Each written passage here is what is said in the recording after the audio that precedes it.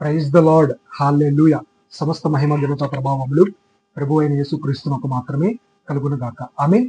దేవుని ఉచితమైన కృపను బట్టి ఆయన యొక్క వాక్యమును ధ్యానించుకున్నటకు దేవుడు మనలందరినీ ప్రేమించి తన కృప చొప్పున ఇచ్చిన రోజును బట్టి సమస్త మహిమ ఘనత ప్రభావములు ఆయన నామమునకే కలుగును గాక. ఆమేన్. ప్రార్థన. మహాపరిశుద్ధుడైన నా తండ్రి, నీకే స్తుతులు. నీ వాక్కును మేమందరమును వినుటకు సిద్ధముగా ఉంటుండగా దేవా, నాతో మాతో మీరే బహుసూటిగా స్పష్టముగా నీ వాక్యం ద్వారా మాట్లాడి మా జీవితములో సరిచేయాల్సినవి ఏమైతే ఉన్నావో అవన్నీ సరిచేయబడులాగున కృపని దయచేయమని నీ వాక్యములో ఉన్న శక్తిని మాకందరికి కనపరిచి మా ద్వారా సమస్త మహిమ ఘనత ప్రభావము నీవు మాత్రమే పొందమని క్రీస్తు నామములో అడుగుతున్నాం మా తండ్రి. ఆమేన్. ఈ రోజున మన వాక్య ధ్యానం నిమిత్తమై జకరియా 4వ అధ్యాయము 7వ వచనము క్లుప్తముగా ధ్యానించుకుందాం. గొప్ప పర్వతమా, జెరుబాబేలును అడ్డగించుటకు నీవు ఏమాత్రపు దానువు, నీవు చదను భూమి అగుదువు, కృప కలుగును గాక, కృప కలుగును గాక అని జనులు కేకలు వేయగా అతడు పైరాయి తీసుకొని పెట్టించెను. ఈ రోజున ఆలోచన చేసినట్లయితే వారి జీవితంలో ఎదుర్కొన్న సమస్య ఒక గొప్ప పర్వతము లాంటి సమస్య. ఈ గొప్ప పర్వతము లాంటి సమస్య వారి ఎదుట ఉంచబడి ఉన్నది. అయితే వీరి ముందుకు ప్రయాణం చేయాలన్నా, వీరి జీవితంలో ఆశించిన గమ్యానికి వెళ్ళాలన్నా, వీరి జీవితంలో ఏదైతే పొందుకోవాలని ఆశ పడి ఉన్నారో ఆ ఆశ పడిన రీతిగా వారు స్వతంత్రించుకోవాలి అని అన్నా సరే, లేకపోతే వారి జీవిత శైలిని ముందుకు కొనసాగించాలి అని అన్నా సరే, వారి జీవితంలో చేయాల్సింది ముందుకు వెళ్ళాలి. అయితే వారికి అడ్డుగా ఒక పర్వతములాగా ఒక సమస్య ఉండటం అనేది జరిగింది. ఎప్పుడైతే ఈ సమస్య వారి జీవితంలో వారు ఎదురకుండా చూసి ఉన్నారో వెంటనే వారు ఒక మాటను పలికి ఉన్నారు. ఆ మాట ఏంటి అని అంటున్నట్లయితే కృప కలుగును గాక. రెండోసారి మరలా పలికి ఉన్నారు, కృప కలుగును గాక. పరిశుద్ధ గ్రంథంలో సర్వసహజముగా ఒక మాట ఒకసారి వచ్చింది అని అంటున్నట్లయితే అది తప్పనిసరిగా చేయవలసినది. అదే మాట 2 సార్లు వెంటనే కనబడింది అని అంటున్నట్లయితే it's an emergency, it's an urgency కింద మనము చూడవచ్చు. అంటే కృప కలుగునుగాక అని అంటే సరిపోయేది, వీళ్ళు కృప కలుగునుగాక, కృప కలుగునుగాక అంటే ఉన్న పలముగా వారు ఆ సమస్య నుంచి బయటపడాలని, ఉన్న పలముగా వారి ఎదుట ఉంచబడిన పర్వతం లాంటి సమస్య తొలగిపోవాలని చెప్పి వారు కృప కలుగునుగాక, కృప కలుగునుగాక అని చెప్పి పలకటం అనేది జరిగినదండి. ఈ రోజున కృప కలుగును గాక అని అంటే దానికున్న అర్థం ఏంటి అని అంటున్నట్లయితే దేవుడు మనకు తోడయుండును గాక, దేవుడు ఆ సమస్య నుండి మనలను విడిపించును గాక, ప్రాముఖ్యముగా దేవుడు మనతో ఉన్నాడు అనే అర్థమే ఈ కృప కలుగును గాక. కృప అంటే దేవుడు, కలుగును గాక అంటే ఆయన మనతో ఉన్నాడు అని అర్థము అనే విషయాన్ని ఈ సమయం అందరూ గ్రహించండి. వీరి వెళ్తున్న యొక్క భయంకరమైన పర్వతము లాంటి సమస్యలు కృప కలుగును గాక, కృప కలుగును గాక అని చెప్పి పలికి ఉన్నారు. వారి జీవితంలో వారు అద్భుతాన్ని చూసి ఉన్నారు. ఈ రోజున మన జీవితంలో కూడా అనేకమైన సమస్యలచే, అనేకమైన శోధనలచే, అనేకమైన ఇబ్బందులచే మన జీవితంలో మనము కూడా అనుభవించిన వారి వలె ఉంటాం. అయితే మనకి ఎన్ని సమస్యలు వచ్చినా ఆ సమస్యలన్నిటినీ మనము జయించాలి అని అంటున్నట్లయితే మనము కూడా ఒక మాట పలకాలి. అదేంటి అని అంటున్నట్లయితే కృప కలుగును గాక. సమస్య వచ్చిందా, కృప కలుగును గాక. ఆర్థిక ఇబ్బంది అనే పర్వతము నీ జీవితంలో ఎదురైందా, కృప కలుగును గాక. అనారోగ్యము అనే పర్వతము నీ జీవితంలో ఎదురైందా, కృప కలుగును గాక. అప్పులు అనే ఒక పర్వతము నీ జీవితంలో ఎదురైందా, కృప కలుగును గాక. శోధన అనే ఒక పర్వతము నీ జీవితంలో ఎదురుగా నిలబడి ఉందా, కృప కలుగును గాక. పాపము అనే ఒక పర్వతము నీ ఎదుట నిలబడి ఉందా, కృప కలుగును గాక. దీనస్థితి అనే ఒక పర్వతము నీ ఎదుట నిలబడి ఉందా, కృప కలుగును గాక.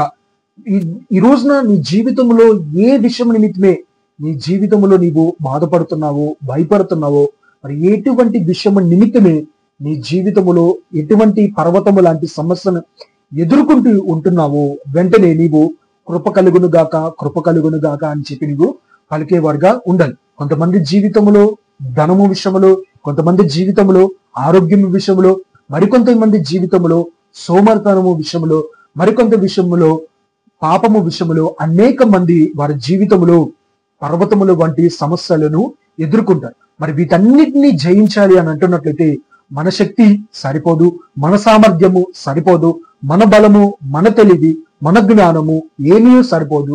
ఒక బలము, ఒక సామర్థ్యము, ఒక శక్తి, ఒక ఆయన మీద ఆధారపడాలి. ఆయనే ప్రభు అయిన యేసు క్రీస్తు వారు. ఆయన మన జీవితంలోనికి వచ్చినట్లయితే మన జీవితంలో ఉన్న ప్రతి ఒక్క సమస్యను ఆయనే జయిస్తాడు. అయితే ఆయన మన జీవితంలోనికి రావాలి అని అంటున్నట్లయితే మనము పలకవలసిన మాట కృప కలుగును గాక. సమస్య వచ్చినప్పుడు భయపడేవారుగా, సమస్య వచ్చినప్పుడు దిగులు పడేవారుగా, సమస్య వచ్చినప్పుడు కృంగిపోయేవారుగా, సమస్య వచ్చినప్పుడు కృషించిపోయేవారుగా, సమస్య వచ్చినప్పుడు ఇంకా అంతా అయిపోయింది నా జీవితం అని చెప్పి నిరాశ నిస్పృహ గుండా వెళ్ళేవారుగా కాకుండా మనము పలకవలసింది కృప కలుగును గాక. ఈ రోజున మీ జీవితంలో ఎటువంటి సమస్యలతో బాధపడుతున్నారో, ఎటువంటి సమస్య మీరు మీ యొక్క జీవిత శైలాన్ని ముందుకు ప్రయాణము చేసుకుంటూ ముందుకు కొనసాగిస్తున్నారు నాకైతే తెలీదు. ఈ రోజున సమస్యలలో ఉన్నావా? వాటిని జయించలేక, వాటిని అతిక్రమించలేక నీవు బాధపడుతున్నావా? ఈ యొక్క మాట పలుకు, కృప కలుగును గాక, కృప కలుగును గాక అని చెప్పు. ఈ సమస్య ఉందా? అలానా క్యాన్సర్ ప్రాబ్లం ఉందా? యేసు నామములో ఈ క్యాన్సర్ నాలో నుంచి పోవును గాక, కృప కలుగును గాక. ఈ క్యాన్సర్ అనారోగ్యము మీద కృప కలుగును గాక, కృప కలుగును గాక అని పలుకు. అద్భుతమైన రీతిలో నీవు స్వస్థత నొందుతావు అనేక విషయాన్ని, వాస్తవాన్ని గ్రహించింది. ఇక్కడ వారి జీవితంలో విశ్వాసాన్ని ఇంప్లిమెంట్ చేశారు. ఇక్కడ వారి జీవితంలో మాటను ఇంప్లిమెంట్ చేసి ఉన్నారు. ఇక్కడ వారి జీవితంలో ప్రార్థనను కూడా చేయటం అనేది జరిగింది. నువ్వెప్పుడైతే ప్రార్థనను చేస్తూ విశ్వాసం ఉంచుతూ కృప కలుగునుగాక, కృప కలుగునుగాక అని మాట పలుకుతావో, గొప్ప పర్వతమా జెరుబాబేలును అడ్డగించుటకు సాధారణమైన సమస్య కాదు, గొప్ప సమస్య. ఈ రోజున నీ జీవితంలో కూడా సాధారణమైన సమస్య కాదు.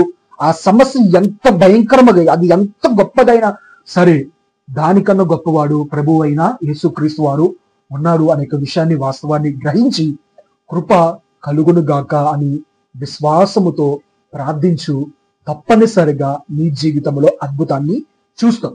ఒక పని ఆరంభించాలన్నా, ఒక పని ప్రారంభించాలన్నా, ఒక పని ముగించాలన్నా, ప్రాముఖ్యంగా ఈ రోజు నుంచి ఏదైనా చేయాలి అని ఆశపడుతున్నట్లయితే దేవుని కృపచేతన నీవు కృప కలుగునుగాక అని విశ్వాసముతో ప్రార్థించి నీవు దేనినైనా సరే మొదలుపెట్టు, ప్రారంభించు, ముగించు, ఏదైనా చెయ్యి. తప్పనిసరిగా దేవుని యొక్క కృప నీకు తోడై ఉంటది. కృపగల దేవుడు నీవు ఏ విషయం నిమిత్తమైతే విజ్ఞాపన చేశావో నా దేవుడే సమస్తము ఆ విషయములో జోక్యము చేసుకుంటున్నాడు. ప్రాముఖ్యముగా నీకు ఏ హాని కలగకుండా నీ జీవితాన్ని కాపాడబోతున్నాడు, దీవించబోతున్నాడు, సంరక్షించబోతున్నాడు అనే సత్యాన్ని, వాస్తవాన్ని ప్రతి ఒక్కళ్ళు గ్రహించండి. కాబట్టి ఈ రోజున వాక్యం విన్న రీతిగా ప్రార్థించండి, విశ్వాసముతో పలకండి, కృప కలుగునుగాక అనే ఒక మాటని తప్పనిసరిగా అద్భుతాన్ని మీ జీవితంలో చూస్తారు. ఆమె ప్రార్థన. మహాపరిశుద్ధుడైన నా తండ్రి, నీకు స్తుతులు. నీ వాక్కు ద్వారా నాతో బహుసూటిగా స్పష్టముగా మాట్లాడిన విధానం బట్టి నీకే కృతజ్ఞతాస్తుతులు చెల్లించుకుంటున్నాం నాయన. కృప కలుగునుగాక, కృప కలుగునుగాక అని వారు ఆ మాట పలికి ఉండగా వారి ఎదుట ఉంచబడిన గొప్ప పర్వతము పోవటం అనేది జరిగి ఉన్నది.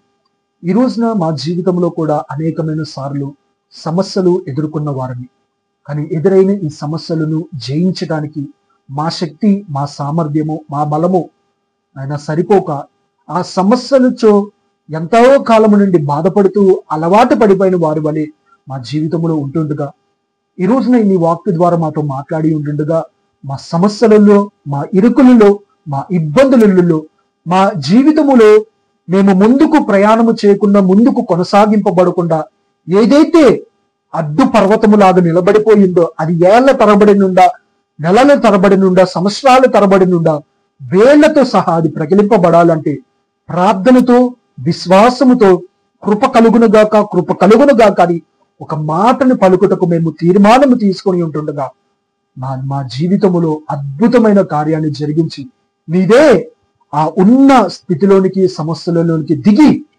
ప్రతి ఒక్కటిని పటాపంచలు చేసి మాకు ఒక గొప్ప విజయాన్ని దయచేసి నీ నామాన్ని మహిమపరచుకోమని నజరేయుడైన యేసుక్రీస్తు నామములో అడుగుతున్నాం మా తండ్రి, ఆమేన్. వాక్యం మీద అందరికీ నా ప్రత్యేకమైన వందనాలు తెలియజేస్తున్నానండి. దేవుడు మీ కుటుంబాలన్నింటినీ దీవించి బహుగా ఆశీర్వదించిన గాక. ఆమేన్. సమస్త మహిమ ఘనత ప్రభావములు ప్రభువైన యేసుక్రీస్తునకు కలుగును గాక. ఆమేన్. God bless you all.